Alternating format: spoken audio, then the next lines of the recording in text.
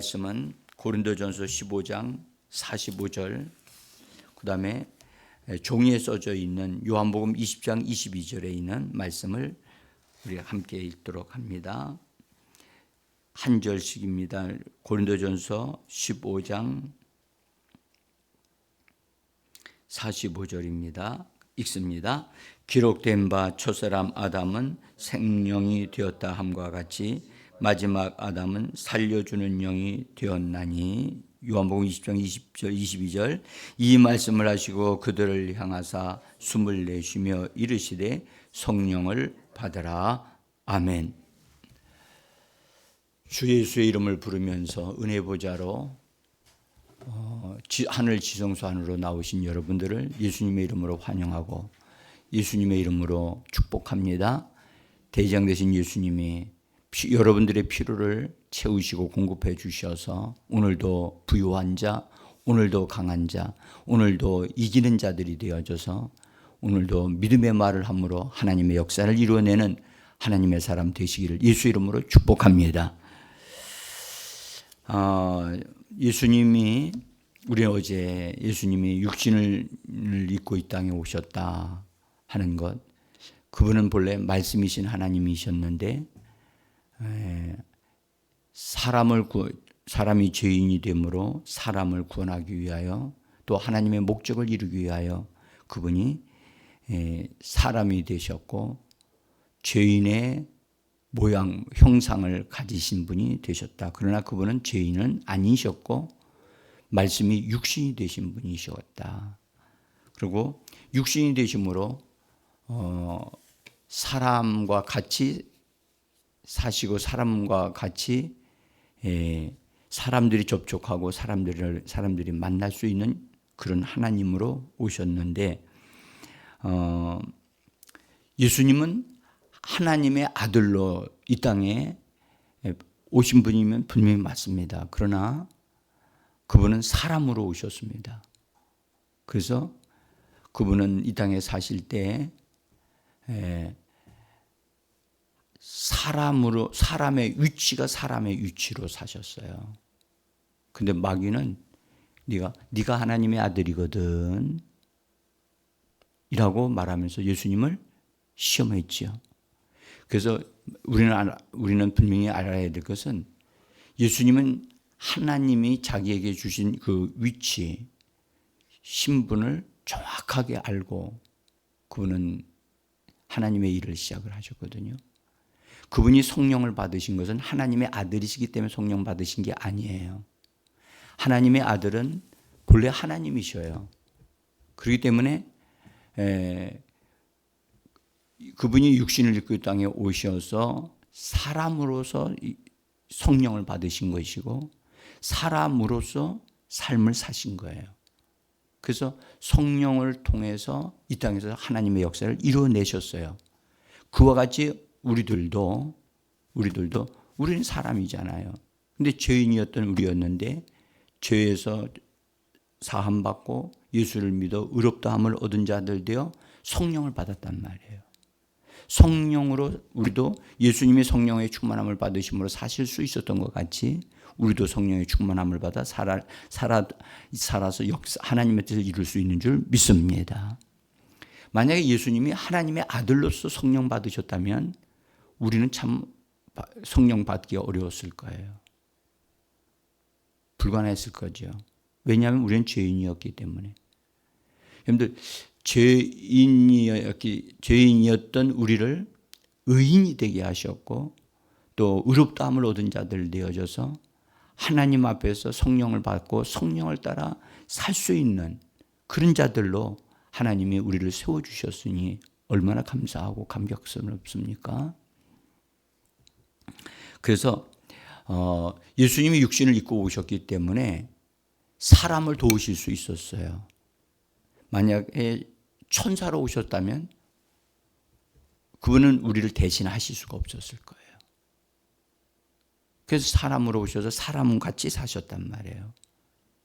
그리고 사람의 육신의 이름을 입으심으로 인해서 육신을 입은 사람의 모든 부분을 그분은 다 알고 계신 분이고 또 그래서 도우실 수 있는 분이세요. 그래서 돕기 위하여 사람을 대신하여, 죄인을 대신하여 사람의 죄로 인하여 생겨난 모든 문제를 예수님이 다 해결하시고자 단번에 자기 몸을 내어드린 거예요. 정말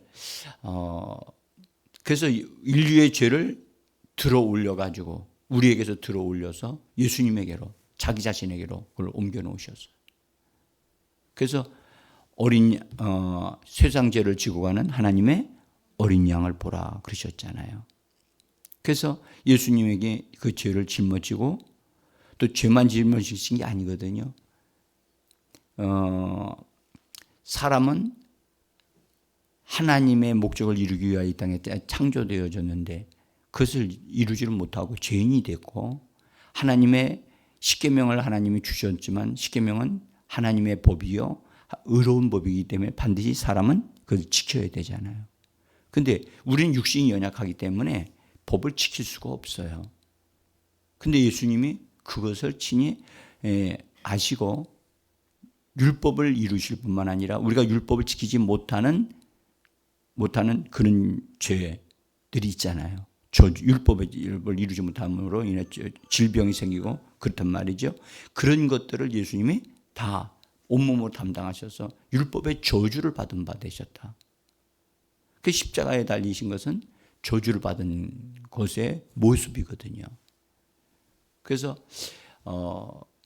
우리들이 담당해야 될 것을 예수님이 대신 다 담당하셨어요. 그래서 예수님이 이 땅에 오신 것은 사람을 심판하러 오신 게 아니에요. 뭘로 오셨느냐? 사람을 대신하여 심판을 받기 위해서 오신 분이에요. 그래서 처절하게 십자가에서 하나님의 심판을 다 받으신 거예요. 아멘. 이것을 우리가 믿어야 돼요. 네? 그래서 예수님이 담당을 해 주셨어요.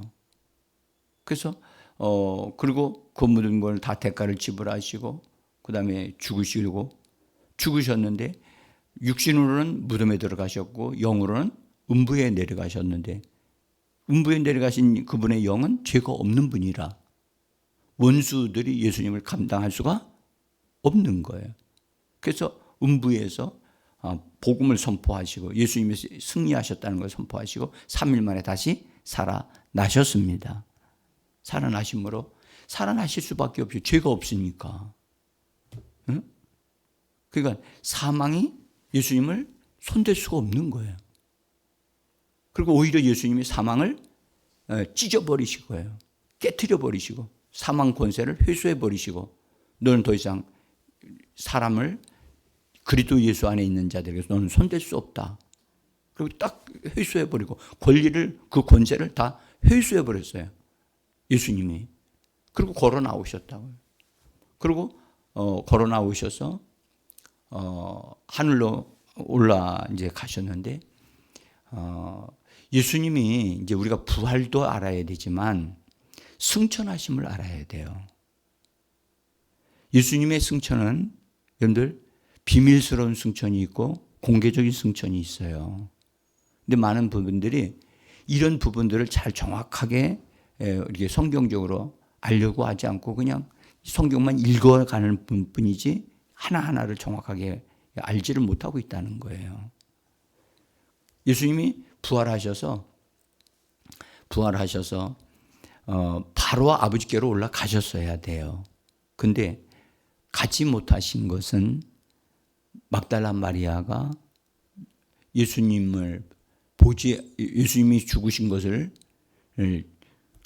시체라도 가져가려고 무덤에 왔다가, 만약에 예수님이 그를 만나지 않고 갔다면 어떤 일들이 일어날 것 같으니까 주님이 여러 가지 면에서 막달라 마리아를 만나 주셔요. 근데 막달라 마리아가 예수님인 줄을 나중에 알고 나서 손을 탁 붙잡으려고 했어요. 날 만지지 마라. 내가 아직 아버지께로 올라가지 아니했다. 그래서 그때 올라가신 그 여인을 만나고 올라가시거든요. 올라가신 그것을 가리켜 비밀스러운 승천이라고 해요. 다시 말씀을 드릴게요. 예수님은 이 땅에 심판하러 오신 분이 아니시고 오히려 심판을 받으시고 인류에게 믿을 수 있는 기회를 주셔서 믿는 자마다 심판을 받지 아니하고 영원한 생명을 얻게 하려고 예수님이 그 모든 것을 대가를 지불하신 줄 믿습니다. 이제 우리는 분명히 이 사실을 알고 그럼 말할 수 있어요. 말해야만 합니다. 자, 그래서 예수님이 이 땅에 오셔서 죽으시고 부활하신 그것에 대한 것을 사도 바울을 통해서 고린도후서 5장 21절에서 여러분들 그 윗부분에서 중간 부분에 보시면 고린도후서 5장 21절 같이 한번 읽어봅시다. 하나님이 죄를 알지도 못하신 이를 우리를 대신하여 죄로 삼으신 것은 우리로 하여금 그 안에서 하나님의 의가 되게 하려 하심이니라. 아멘. 여기서 그리스도 안에서 우리를 하나님의 의가 되게 하려 하심이라. 이 말은 하나님 앞에 서는 자, 하나님 앞에 설 수 있는 자, 하나님의 은혜를 누릴 수 있는 자, 하나님의 복을 받아들일 수 있는 자가 되게 해 주셨다는 겁니다. 예. 자, 이제 우리가 지금 정말로 좀 알아야 될 것은 예수님이 부활하심으로 성경은 말씀하기를 오늘 고린도전서 15장에서 말씀하기를 마지막 아담은 살려주는 영이 되셨다 그랬죠? 마지막 아담은 살려주는 영, 여기 살려주시는 영은 생명 주는 영으로 번역할 수 있는 단어입니다. 본래 그렇게 번역하는 게 맞습니다. 생명 준다. 누구에게 생명을 줄까요? 네? 믿는 자에게.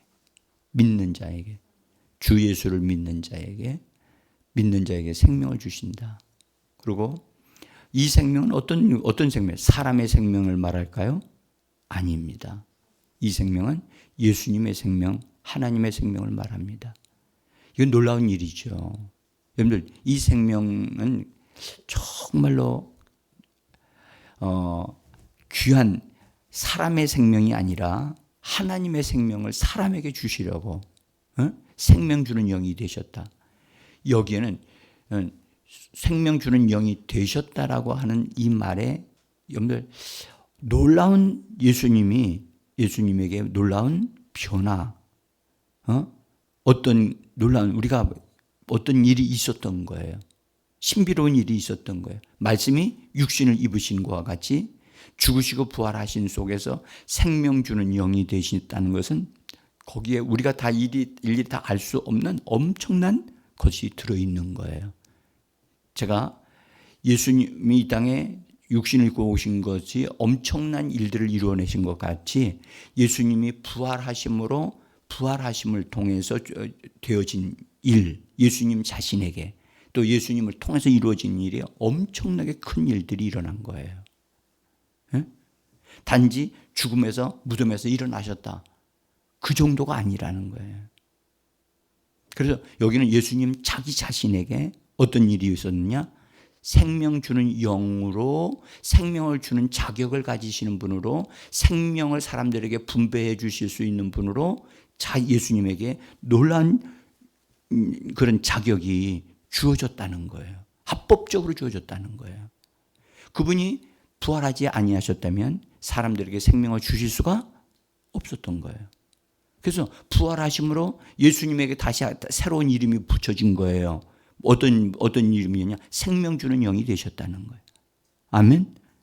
여러분들, 예수님이 육신을 입고 오신 성탄절에 육신을 입은 것들 굉장히 귀한 일이죠. 맞아요.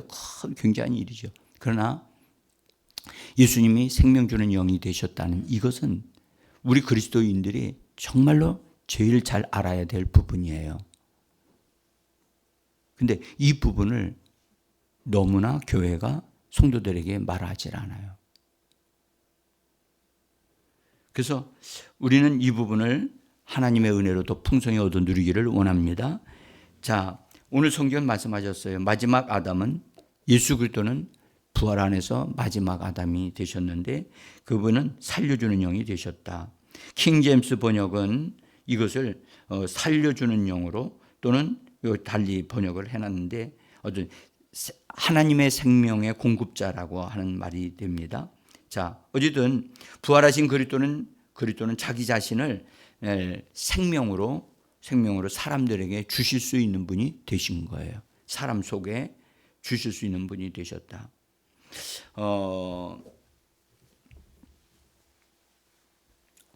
우리가 보세요, 여러분들.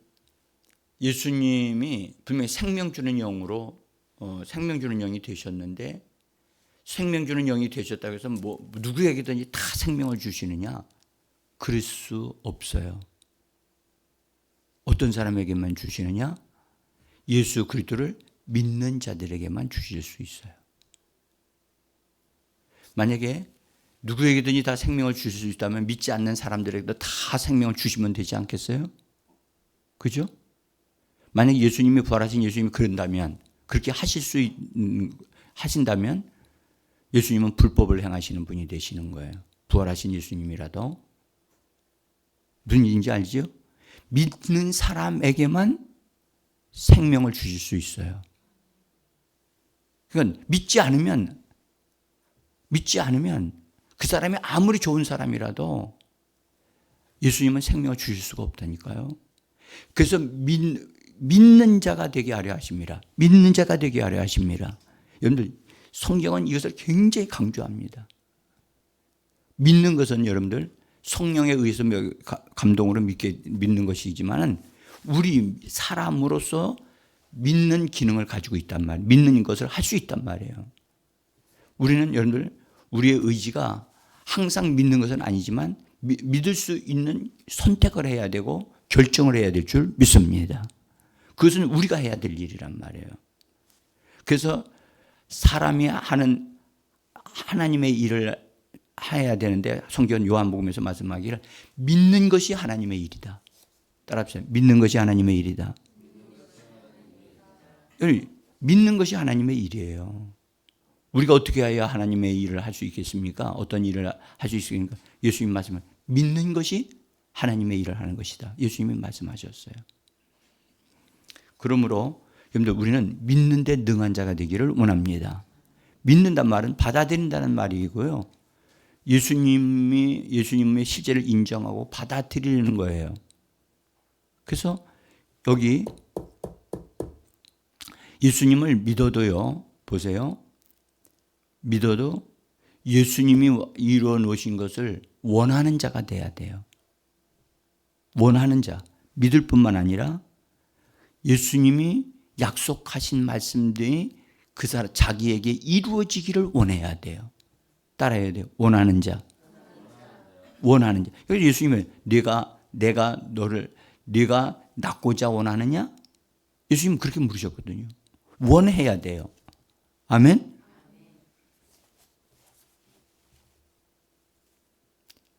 어제 저녁에 기도하러 오신 분들이 어제는 조금 늦게 끝났죠. 어제. 네. 어쨌든 이 새벽 예배 드리기 위해서는 여러분들 잠을 조금 일찍 자야 돼요. 예. 하여튼 새벽 예배 일어나고 하는 것이 결코 쉬운 일이 아니에요. 예. 어쨌든 좋은 선택을 하셨어요. 우리 예수님은 부활하심으로 자기 자신을 생명으로 믿는 자들에게 주실 수 있었다는 것이죠. 우리는 예수 그리스도를 믿을 뿐만 아니라 예수님이 약속하신 그것이 우리에게 이루어지기를 원합니다. 그래서 원하기 때문에 예수님이 약속하신 것을 우리가 자꾸 믿음으로 말을 하고 이 말씀대로 내게 이루어지리이다라고 말을 하는 것입니다. 그래서 여러분들 우리가 그렇죠? 성령에 대해서도 예수님이 말씀하시고 약속하셨어요. 그래서 우리는 예수님이 약속하신 말씀하신 그것을 믿는 자들이고 믿을 뿐만 아니라 그것을 나에게 이루어지도록 원하는 자들이 되셔야만 하는 겁니다. 그런 자들에게 여러분들 성령을 주시고 성령 받기를 원해야 되는 거예요. 자, 그래서 예수님이 원하는 자들에게 약속의 말씀을 믿고 기다리는 약속의 말씀대로 이루어질 것을 믿고 고백하는 자들에게 예수님이 그것이 이루어지게 하시는 분이시고 성령을 주시는 분이십니다. 그래서 예수님께서 몸을 가지셨기 때문에 사람을 몸으로 구원하실 수 있었던 거예요. 몸을 가지지 않았더라면 우리는 몸까지 이르러 구원하실 수 없었을 거예요.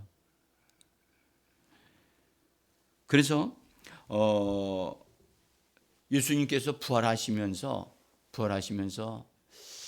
하나님의 맏아들로 하나님의 만족을 위하여 비밀스러운 승천을 하시거든요. 그래서 하나님께 자기 자신을 내어 드립니다. 뭘로 내어 드리냐?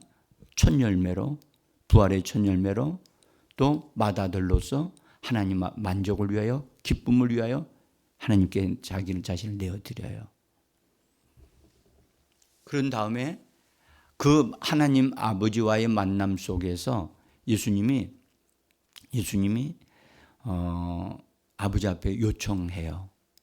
요구한다고요. 뭘 요구하죠? 예수님이 이 땅에 오셔서 제자들에게 말씀하실 때 내가 아버지께로 가는 것이 너희에게 유익하다. 제자들이 아닌데 예수님이 우리 옆에 계셔야 되는데 그들은 그렇게 생각했어요. 그런데 내가 아버지께로 가는 것이 너희에게 유익하다. 그리고 내가 아버지께 가서 아버지께 내가 기도할 거다. 요청할 거다. 그래서 내가 너희에게 성령을 받도록 해줄 거다. 그렇게 말씀을 하신다고요. 그래서 예수님이 그 말씀을 하신 것에 따라서 예수님이 비밀스러운 승천을 통해서 아버지께 요청을 해요. 성령을 달라고. 그리고 그래서 하나님께서 성령을 예수님에게 맡기시면서 예수의 이름을 하나님이 높이셨잖아요. 높이신 그 이름과 함께 성령을 예수님께 다시 맡기신다고요. 그리고 예수님이 이 땅에 다시 내려오셔서 부활하신 날 저녁에 제자들을 만나잖아요. 그죠? 제자들이 무서워서 문을 꽉 닫고 있었는데 예수님이 그 문도 열지 않는 들어오셔서 제자들과 만나서 인사를 하시면서 아버지께 받은 그 선물을 그들에게 부어주신단 말이에요. 그죠? 그 부어주실 때 예수님은 하나님 앞에 맏아들로 올라가셨기 때문에 하나님의 만족을 드렸기 때문에 예수님이 오셔서 제자들에게 성령을 부어주셨잖아요. 그죠? 그래서 오늘도 성령을 받으라고 말씀하실 때 받으라고 말씀하셨는데 우리가 여기서 중요한 것은 예수님이 죽으시고 부활하실 때 예수님에게 감격스러운 게 있었어요. 그게 뭐냐? 자기 자신이 부활한 것으로도 놀라운 좀 감격하실 수도 있었지만 제일 중요한 것은 예수님의 부활을 통해서 이제 믿는 자들이 다 예수님의 형제들이 되어질 것을 바라보신 거예요. 그래서 막달라 마리아에게 예수님 자기 자신을 소개하시면서 뭐라고 말씀하셨느냐? 너는 내 형제들에게 가서 이렇게 말을 하라 라고 말씀하셨어요. 내 하나님, 너희 하나님, 내 아버지, 너희 아버지에게로 내가 올라간다 하라. 여러분들, 예수님이 제자들에게 말해라 라고 말씀하지 않으셨다고요. 내 형제들에게 가서, 이 단어가요 보통 단어가 아니에요. 형제요. 우리는 쉽게도 형제요, 자매요 이런 말 잘 하지만 예수님이 사용하셨을 때 그 감격과 그 넘치는 그 기쁨이 얼마나 크겠어요. 그래서 자, 한번 제가 써놓은 걸 한번 보죠. 요한복음 20장 17절에 있는 말씀인데 제가 거기 간결하게 써놨습니다. 같이 읽어봅니다. 너는 내 형제에게 가서 이르되 내가 내 아버지 곧 너희 아버지 내 하나님 곧 너희 하나님께로 올라간다 하라. 여기 내 형제들에게 가서, 형제들에게 가서. 이것은 육신의 형제들에게라는 말씀이 아니에요. 예수 그리스도를 믿음으로 말미암아 거듭나게 될 그들을 바라보면서 성령 받고 예수님의 형제들이 될 것을 바라보시고 하시는 말씀이거든요. 자, 그 다음에 똑같은 말씀을 좀 히브리서 2장 11절에 있는 말씀 같이 읽어봅니다. 거룩하게 하시는 이와 거룩하게 함을 입은 자들이 다 한 근원에서 난지라. 그러므로 형제라 부르시기를 부끄러워하지 아니하시고.